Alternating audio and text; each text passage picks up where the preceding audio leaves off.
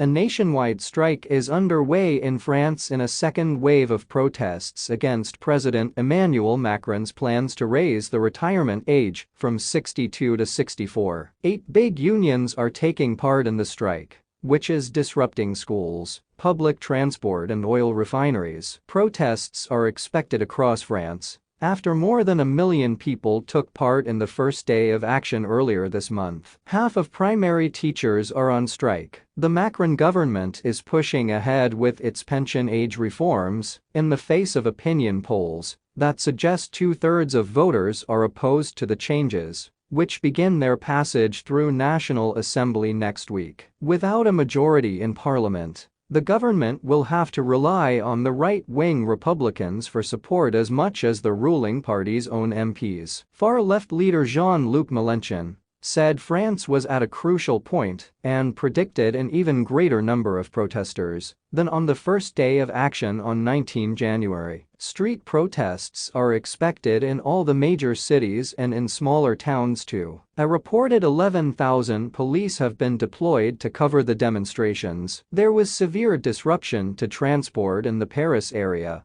with 1 in 3 high-speed trains running and only 2 driverless metro lines operating normally. Large crowds were reported on one of the main overground lines in the capital. The CGT union said at least 3/4 of workers had walked out at the big TotalEnergies oil refineries and fuel depots. One of the main teachers' unions said half of all nursery and primary school teachers would be on strike. High school pupils staged protests outside some schools, and students said they would occupy Sciences Po University in Paris in support of the strikers. A lot of French people feel that working is more and more painful. It's not that they don't want to work, they don't want to work in these conditions, Sciences Po political scientist Bruno Paulier told us. The government has indicated it may move some way on the detail of the reform, but has refused to give in on the main thrust of the raising the retirement age by 2 years to 64. Economist Prof. Philippe Aghion said the reforms were necessary